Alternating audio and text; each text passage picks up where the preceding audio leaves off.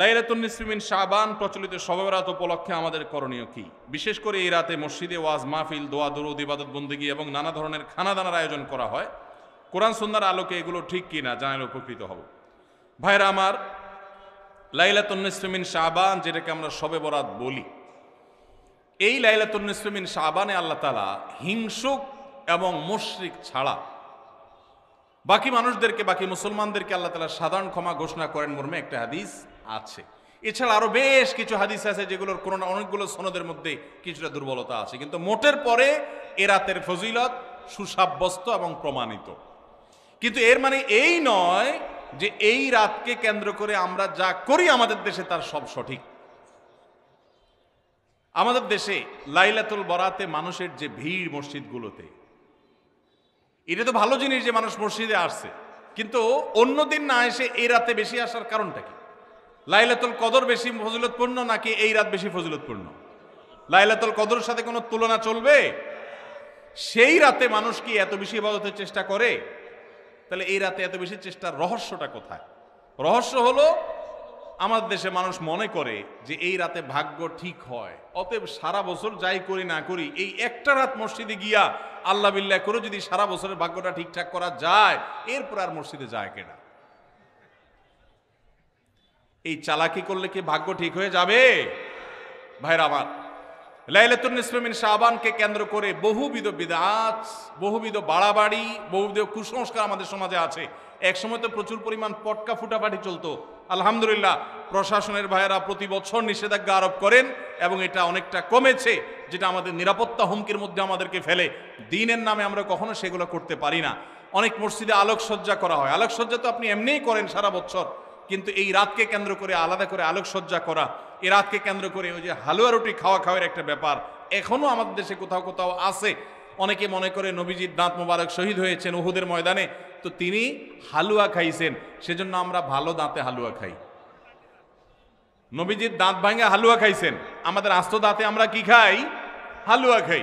আপনার বাপের ঠ্যাং ভেঙে গেছে, উনি একটা লাঠি দিয়া খোড়ায় খোড়ায় হাঁটে, আপনার আস্ত ভালো দুইটা ঠ্যাং আছে, আপনি বাপের মহব্বতে বলছেন বাবা তোমার পাওটা ভেঙে গেছে, সেই মহব্বতে আমি আমার ভালো পাও নিয়ে লাঠি দিয়ে আমি খোড়ায় খোড়ায় হাঁটতেছি। কি বলেন? বাপ খুশি হবে? খুশি হবে? বলবে এটা তো বেয়াদবি, তামাশা করতেছো আমার সাথে, আমার ভেঙাইতেছো। নবীজি সাল্লাল্লাহু আলাইহি সাল্লাম দাঁত মোবারক শহীদ হয়েছে বাতিলের বিরুদ্ধে জিহাদ করতে গিয়ে। আপনি বাতিলের সাথে আঁতাত করবেন আর হালুয়া খায়া নবীজির সুন্নাত আদায় করবেন, এর চেয়ে বড় হাস্যকর জিনিস আর হতে পারে না। অতএব সব ধরনের বাড়াবাড়ি কুসংস্কার আমাদের বন্ধ করতে হবে। এমনকি এই রাত উপলক্ষে মসজিদে দোয়া দুরুদের জন্য সমবেত হওয়া, এ রাতে মানুষকে ডাকাডাকি করে একেবারে এ রাতের ফজিলতের জন্য মসজিদে সবাই একত্র হওয়াকে যারা জরুরি মনে করেন তারাও ভুলের মধ্যে আছেন। ব্যক্তিগত ইবাদতে আল্লাহর ক্ষমা পাওয়ার জন্য চেষ্টা করতে পারেন, সেটা ভিন্ন বিষয়। আল্লাহ আমাদেরকে বুঝার তৌফিক দান করুন। আমাদের দেশে কেউ মারা গেলে চল্লিশা বা জমাত খাওয়ানো হয়, এটা জায়েজ আছে কিনা? ভাইরা আমার, বাংলাদেশের সবচেয়ে শক্তিশালী বেদাত হলো এই বেদাত। এর চেয়ে বড় শক্তিশালী বেদাত এদেশে আর নাই। এই ঠিক ঠিক বলা মানুষ বহু লোক আছে জমাত খায় বেড়ার। এই বরগুনার আমাদের অফিসে কিছু স্টাফ আছে, বরগুনার 2-3 জন আমার পরিচিত, তো এরা আমি শুনছি যে তাদের একটা গ্রুপ খুলছে, তারা ফেসবুকে না যেন হোয়াটসঅ্যাপে গ্রুপ খুলছে, জমাত খাওয়ার গ্রুপ। কোথায় কখন কে মরে, কোথায় কার মরার খাওয়ান হয়, ওই গ্রুপে জানাই দিলে সবাই দলে দলে সেখানে চলে যায়। এটা তারা এক এক ইউনিয়নের এক একজন মিলে এটা করছে যাতে কোনো ইউনিয়নের জমাত যাতে মিস না হয়। তো ভাই, এটা হলো সবচেয়ে শক্তিশালী বিদআত। কেন? আমি একটা কথা প্রায় বলি, আপনি গুগলে গিয়ে, সবার হাতে হাতে এখন আজকাল মোবাইল আছে, স্মার্টফোন আছে, গুগলে গিয়া শ্রাদ্ধ লিখে সার্চ দিবেন, তালিবেশ্বর রফালা আকার দয়ের পিঠে বড় ধ, শ্রাদ্ধ। শ্রাদ্ধ লিখে যদি আপনি সার্চ দেন, আপনি দেখবেন সার্চের যে রেজাল্ট আসবে আপনার চোখ খুলে দিবে। কি? হিন্দুদের মধ্যে একটা ধারণা আছে, সেটা হলো যদি কোনো মানুষ মারা যায়, যে মারা যায় তার মৃত্যুর পর এলাকাবাসী আত্মীয় স্বজন সবাইকে দাওয়াত দিয়ে না খাওয়ানো হলে ওই লোক স্বর্গে সোনা দানা পায়, খাওন পায় না, সে না খায় কষ্ট করে। এই জন্য ওই লোকের জন্য যে খানা দানার আয়োজন করে ওই অনুষ্ঠানের নাম হলো শ্রাদ্ধ। ওইটার নাম কি ভাই? শ্রাদ্ধ। গুগল করে দেখেন, পেয়ে যাবেন হাতের কাছেই। আমাদের সাবকন্টিনেন্টে যেহেতু হিন্দু ভাইদের সাথে আমাদের সামাজিক সহাবস্থান আছে, তারা তাদের ধর্ম পালন করেন। আমি তাওহীদবাদী, আমি ইমানদার, সেই জায়গা থেকে আমি শিরকে আল্লাহর নিকট সবচেয়ে অপরাধ মনে করে বাঁচার চেষ্টা করি, কিন্তু তারটা তিনি করেন, তারটা তিনি করে, এটা তার ব্যাপার। কিন্তু তাদের সাথে মিশার ফলে তাদের অনেক সংস্কৃতি আমাদের মুসলমানদের মধ্যে চলে আসছে, আমরা টেরও পাই নাই। এই যে মানুষ মারা যাওয়ার পরে যে খাওয়ার অনুষ্ঠান মৃত ব্যক্তির ওয়ারিসদের উপরে চাপানো হয়, এটা ওই শ্রাদ্ধ থেকে এসেছে। এটা ইসলামে নাই। ইসলামে আছে উল্টাটা। উল্টা কি? একটা মানুষ মারা গেছেন, নবী সাল্লাল্লাহু আলাইহি সাল্লাম বলেছেন অমুক মারা গেছেন, তার পরিবারের লোকদের জন্য তোমরা খাবারের ব্যবস্থা করো। কেন? কারণ তাদের রান্না করার মতো মানসিক অবস্থা নাই। আমরাও সেটা করি, অবশ্য আপনারাও করেন। কেউ মারা গেলে তার আত্মীয় স্বজন, তার ছেলে মেয়ে, বউ বাচ্চাদেরকে খাওয়ান দাওয়ান দেন, 2 দিন 3 দিন একটু খাওয়ান টাওয়ান পাঠান, এরপরে 40 দিনের দিন সুদে আসলে একসাথে উঠায় নেন। কি বলেন? খাবার পাঠান গামলায় করে একটু, আর খাওয়ার সময় গোটা গরুটা খেয়ে ফেলেন এলাকার মানুষ। বাপ মারা গেছে, আপনি খুশি না বেজার? খুশি না বেজার? আপনার মা মারা গেছে, আপনি খুশি না বেজার? যদি বেজার হন, খাওয়ানোর যত অপশন আছে, খাওয়ানোর যত উপলক্ষ আছে মানুষ খাওয়ানোর, এটা খুশি হইয়া না বেজার হইয়া? যেমন মানুষ বিয়ে করছে, খুশির চোটে অলিমা খাওয়ায়, এটা সুন্নাত। কারোর বাচ্চা হয়েছে, খুশি, এজন্য সে আকিকা খাওয়ায়।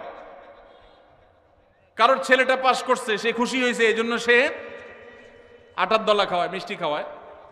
কিন্তু আপনার বাবা মারা গেছে, আপনার তো মনের কষ্ট। আপনি যেভাবে জিয়াফত দিচ্ছেন, আপনি যেভাবে মেজবানি খাওয়াচ্ছেন, এটা দেখে তো মনে হচ্ছে আপনি অনেক খুশি যে বাপটা চলে গেছে, এখন জমি জমার ভাগযোগগুলো আমরা পাবো। এই উসিলা সবারে খাওয়াই। আল্লাহ আমাদেরকে হেদায়েত দান করুন। শক্তভাবে এই বেদাত আমাদের সমাজ থেকে দূর করতে হবে ইনশাআল্লাহ।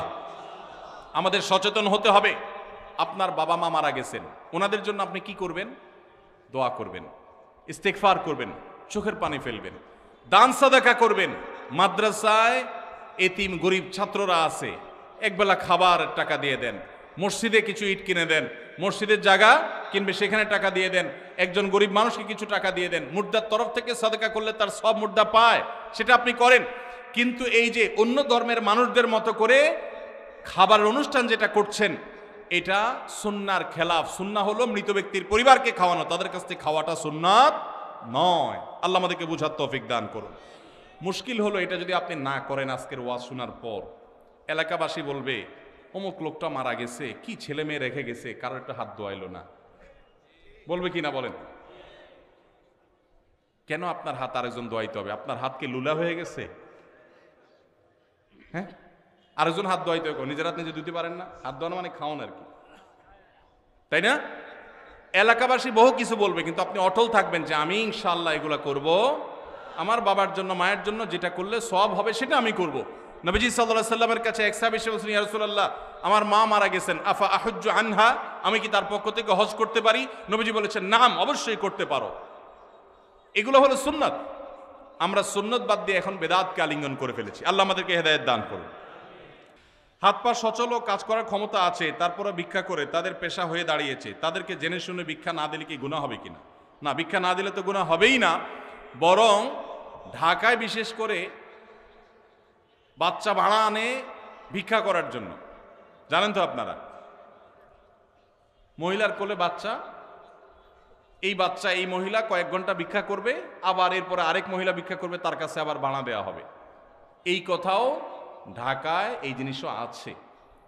তো সেজন্য আপনার কাছে যদি মনে হয় কোনোটা পেশাদার ভিক্ষুক, ওইটার পেশা হলো ভিক্ষুক, আপাদমস্তক সুস্থ সবল মানুষ, কাজ করে না, সে ভিক্ষা করে, তাহলে তাকে ভিক্ষা যদি আপনি না দেন, এর কারণে গুনাহ তো হবেই না, বরং আপনি তাকে সম্ভব হলে নসিহা করে কোনো কাজের জন্য উদ্বুদ্ধ করবেন, এতে আপনার সওয়াব হবে ইনশাআল্লাহ। তবে ধমক দিবেন না। ও আম্মাসা এলা ফালা তানহার, কেউ হাত বাড়ালে দিতে না পারলে বিদায় দিবেন, পারলে সুন্দরভাবে বিনম্রতার সাথে নসিহা করবেন, ধমক দিবেন না, ধমক দিতে আল্লাহ নিষেধ করেছেন। কারণ আপনি জানেন না তো যাকে আপনি মনে করছেন যে সে পেশাগত কারণে এটা করছে, হতে পারে সে আসলে অভাবী, তখন তার দিলের বদদোয়া পাবেন। এজন্য ধমক দিবেন না, তবে বোঝানোর চেষ্টা করবেন। আল্লাহ আমাদের তৌফিক দান করুন।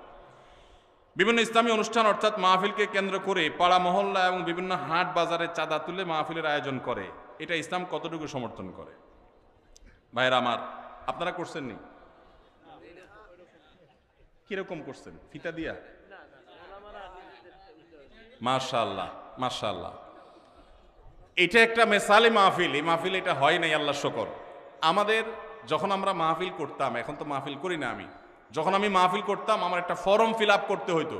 ওখানে 12-13টা শর্ত দেওয়া থাকতো, এর ভিতরে একটা হলো এইটা। আমরা লিখে দিতাম যে এই মাহফিলের টাকা কিভাবে জোগাড় হবে সেটা আমাদেরকে বোঝাতে হবে আগে।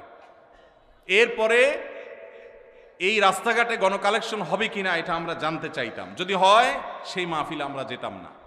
দেখুন, একটা সময় আমরা যখন মাদ্রাসায় পড়েছি, মাদ্রাসা চালাবার জন্য ওস্তাজদের সাথে আমরাও কালেকশনে বের হয়েছি। বাংলাদেশে এখন আল্লাহর ফজলে একটা ওয়াজ মাহফিল করার জন্য যেই টাকার দরকার হয়, সম্মানজনকভাবে সেই টাকা কালেকশন করা সম্ভব, প্রত্যেকটা এলাকায় সম্ভব। কিছু মানুষের খাসলত আছে যে রাস্তাঘাটে নামাজ ছাড়া তাদের কোনো কাজ হয় না। মাদ্রাসা ছোট ছোট বাচ্চাদেরকে দিয়ে বা নিজেরা রাস্তাঘাটে গাড়ির গতি থামায়া আপনি মানুষের কাছ থেকে চাঁদাবাজি করছেন, এটা আল্লাহর দিনকে অপমান করার শামিল। আপনাকে বলে কে লাখ টাকার বক্তা হায়ার করার জন্য? যে বক্তাকে লাখ টাকা না দিলে আসবে না, সেই বক্তার টাকা জোগাড় করার জন্য রাস্তা আল্লাহর দিনকে বেইজ্জত করছেন। এটা দিনের খেদমত নয়, এটা দিনের ক্ষতি করা। আল্লাহ আমাদেরকে বোধোদয় যেন হয় সেই তৌফিক দান করুন। ভাইরা আমার, যতটুকু লোড নিতে পারবেন ততটুকু করবেন। কে বলেছে আল্লাহ আপনাকে বলেছে যে তুমি একেবারে সবচেয়ে ভাইরাল হুজুর নিয়ে আসো যে লাখ টাকার বান্ডিল ছাড়া যাবে না? কে বলছে? অনেক মুখলেস ওলামা একরাম আছেন, সাদামাটা কথা বলবেন। হেদায়েতের মালিক কে? আল্লাহ রাব্বুল আলামিন। আমাদের পূর্বসূরীদেরকে দেখবেন অনেক সহজ সরল কথা বলেছেন, হাজারো মানুষে হেদায়েত হয়ে গেছে। কত মায়ের পেছের কথা আমরা বলি, হেদায়েত মানুষের হয় না, জোয়ার হয়, হেদায়েত হয় না। আল্লাহ আমাদেরকে সেরকম মাহফিল করার তৌফিক নসিব করুন। আদর্শ মাহফিল করতে গিয়ে আল্লাহর দিনকে কখনো বেইজ্জত করব না ইনশাআল্লাহ।